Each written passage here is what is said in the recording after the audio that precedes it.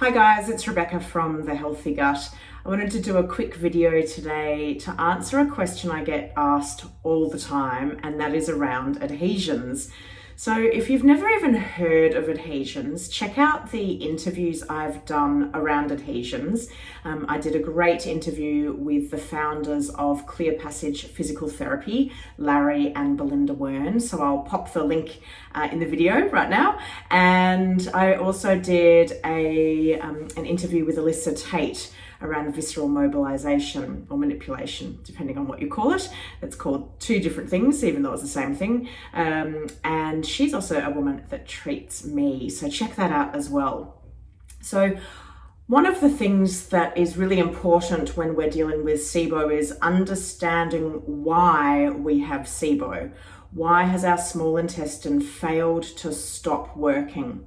And if we don't truly get to the bottom of that, we're just more than likely going to end up on a terrible merry-go-round of taking treatments, relapsing, feeling terrible, taking treatments, relapsing, feeling terrible, so on and so forth. I was at a SIBO conference quite a few years ago now where I heard Larry Wern talk about adhesions, and it was one of those light bulb moments for me where I was like, oh my gosh, that's me. That could be my underlying cause for SIBO. So I actually went and stayed with the Werns when I was doing a tour around America. Larry and Belinda very kindly put me up, and I visited the Clear Passage Physical Therapy Center in Gainesville, Florida, which is their head office. And they assessed me, and lo and behold, I had an abdomen full of adhesions. Now, I've got adhesions because I've had 4 surgeries in my abdomen. I've had 3 for endometriosis, and that was where they lasered off the endo lesions. And then I've also had my appendix removed via emergency surgery when it ruptured when I was away for work. That was fun. So my internal area has developed these scars as a direct result of the surgeries. As soon as you're incised, as soon as a surgeon cuts you open, that's going to create a scar.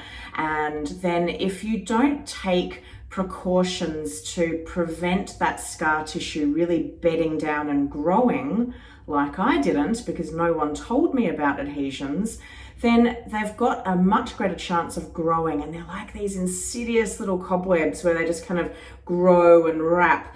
And what's happened with me is that I've got these clumps of scar tissue that have also then gone and wrapped around things, and they're preventing the structure and the movement of the small intestine in my body from working correctly. So no wonder I get bacterial overgrowth in my intestine system. But they're also affecting other organs as well.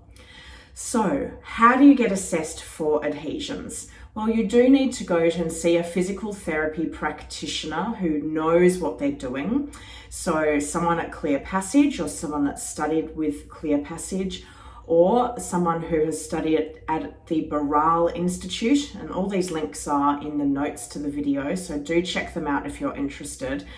You want to look for somebody that has got the training in visceral mobilization, because that's the specialty around feeling for constriction, restriction, adhesion, scar tissue, and then knowing what to do about it. You can be assessed through surgery. So if you're having surgery, the surgeon can go in and have a look and, oh, yep, there you go, there are adhesions. But there's a risk to that. Having surgery creates more scar tissue, so you could just be on this, again, merry-go-round of surgery creating scar tissue, trying to resolve the scar tissue, having more surgery, so on and so forth. So personally, I've gone for the physical therapy route because I don't want to have more surgery unless I absolutely need to. And the sun's come out, so it's really bright. So that's how you can get assessed. You can't see adhesions on a scan because it's soft tissue. It's like skin. It's like a scar. So unless you've got like really profound scarring that is really changing your anatomy, it might show up that, say, your small intestine or large intestine are kinked, or that they sit differently. So if you've ever had a colonoscopy and your gastroenterologist is saying, oh gosh, it was really hard for me to get in, you've got a lot of restrictions in your colon, then that could be a fair indication that you've got adhesions causing that. You can also tell if you've got adhesions through something like a barium study or a contrast study, whereby you drink a solution that is contrasting and then they're scanning you and they're watching that solution kind of go down and into your intestinal system. And they might see that there are pockets where it gets stuck, or they might see that there are bulges that are coming out with the contrast solution. So that can be another way of indicating that adhesions are at play.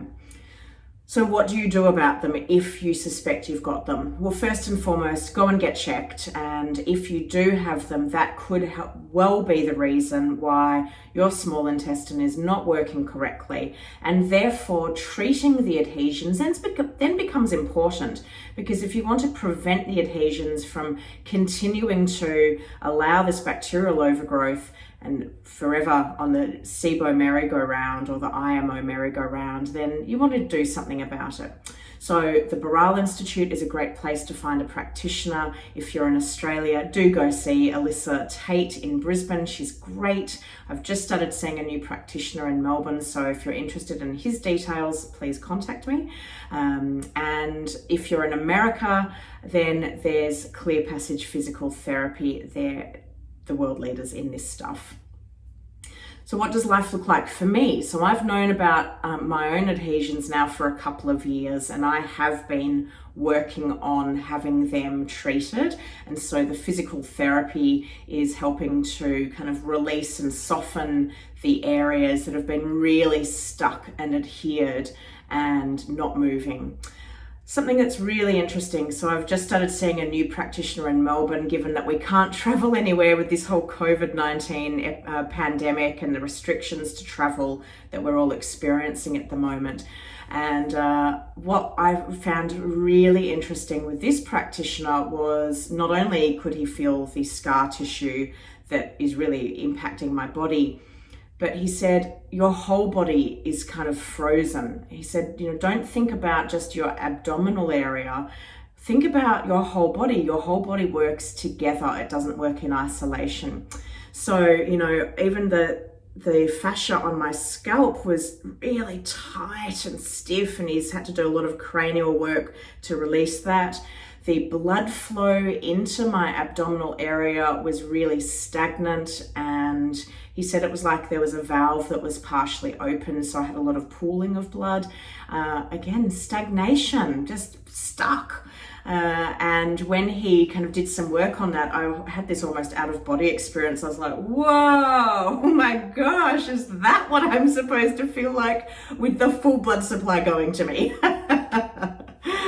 And so now we're working on just helping free my body, let my body breathe, and let it kind of get to doing its job. I don't do treatment for the overgrowth in my small intestine unless I absolutely need to. So about once a year, I feel that my symptoms flare up to a point where I need to do something about it. But the rest of the time, I'm managing the condition through lifestyle, trying to really keep my stress levels as low as I can, eating a really good, healthy, balanced diet that's low inflammatory, so I'm not kind of putting fuel on the fire, so to speak. Right now I'm eating more of a low carb / keto way of eating, which is working really well for me.